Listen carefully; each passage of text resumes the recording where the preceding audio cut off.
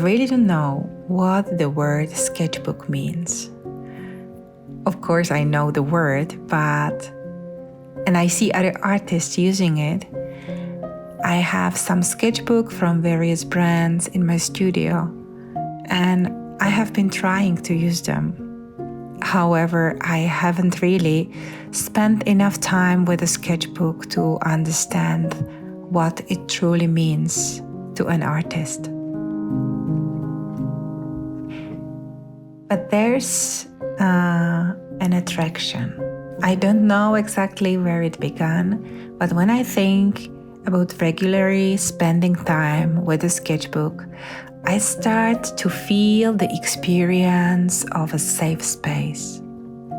There's an intimacy with the pages waiting for me.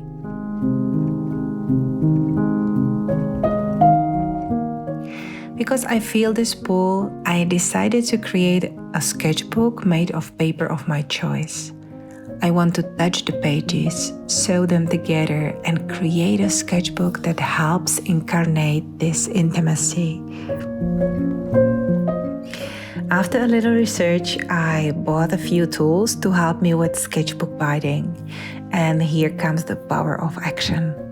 Let me share with you this little unprofessional but deeply loving process of binding a sketchbook. If you feel inspired to make your own sketchbook, I have shared the list of tools I use for this DIY project below the video, and you can also download all the steps in the PDF form linked below the video as well.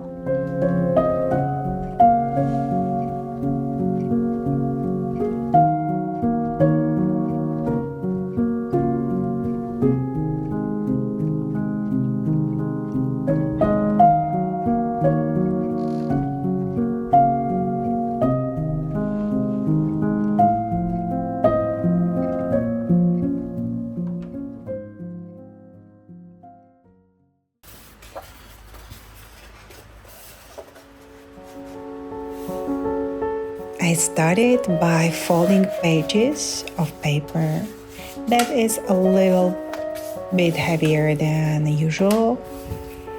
It's about 250 grams per square meter, this one exactly.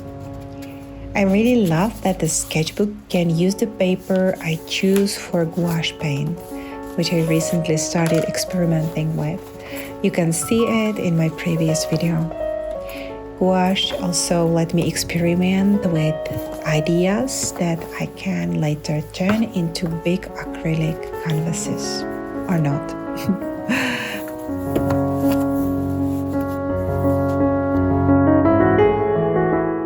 I make the holes in the middle of each fold of the paper using the signature awl, ensuring that the hole is in the fold.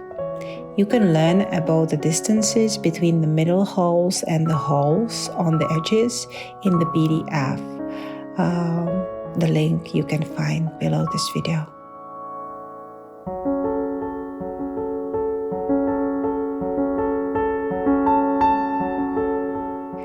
I used 2 sheets of paper for one signature because of the paper weight. I couldn't find a needle with a big eye at home. So it took me some time to get the bookbinding thread into the needle. But after a while, I got the hang of it and made it happen.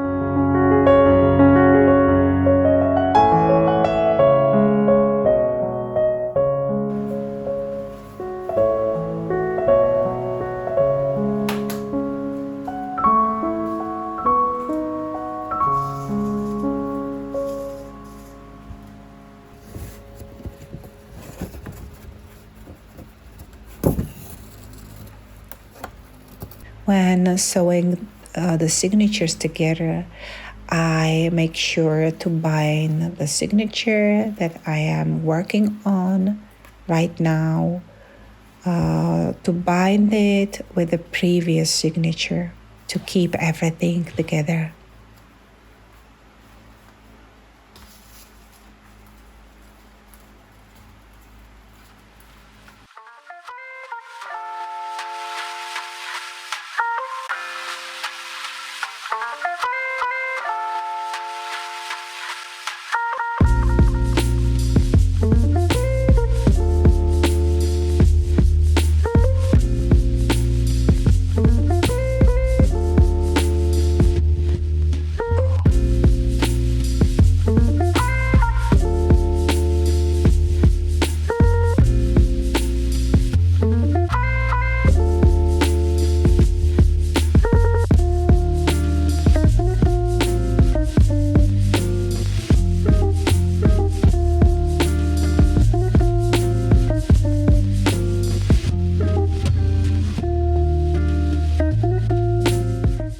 time to cut the paper so it is beautifully straight.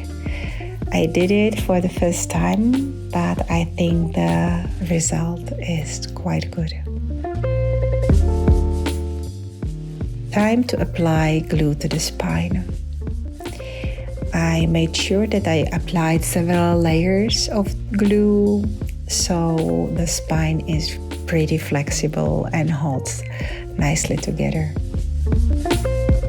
Next time, I want to keep the cardboards so close to the spine. The glue is really strong and it was quite a task to detach the cardboards from the spine when the glue dried. While the spine is drying, it's time to prepare the book cover. I used some stuff what I found in my studio, some old packaging paper and piece of tablecloth for this.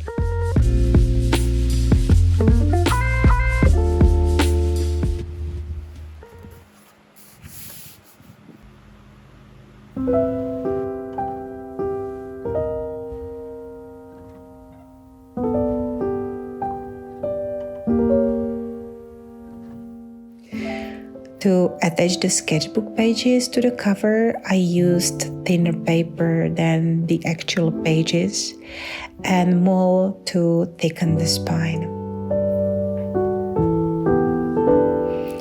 Yeah, Mull.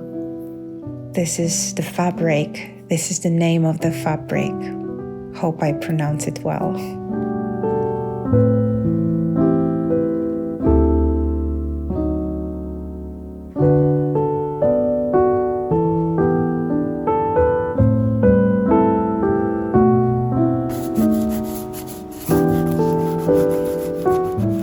The sketchbook needs to dry for many hours, so all the materials can stick together, merge together while the glue is drying.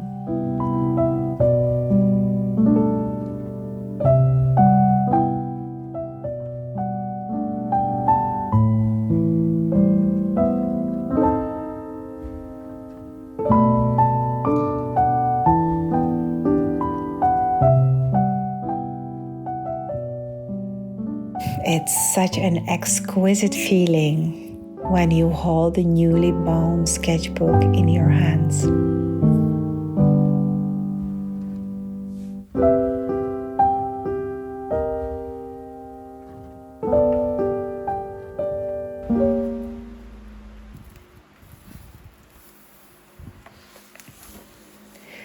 How the sketchbook feels to me right now. The sketchbook does not want to show all the pages to the world, so it feels pretty close and intimate. It feels like one of the last places where artists are still allowed to play, free of the pressure of society and the need for self-improvement. The sketchbook somehow remains unpolluted space.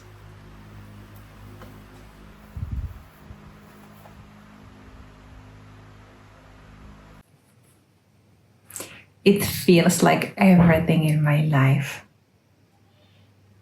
can go this way.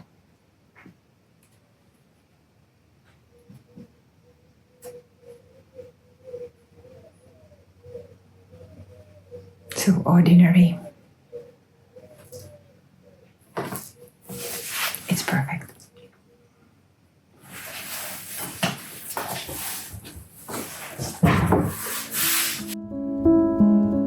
Thanks for being here and see you next week.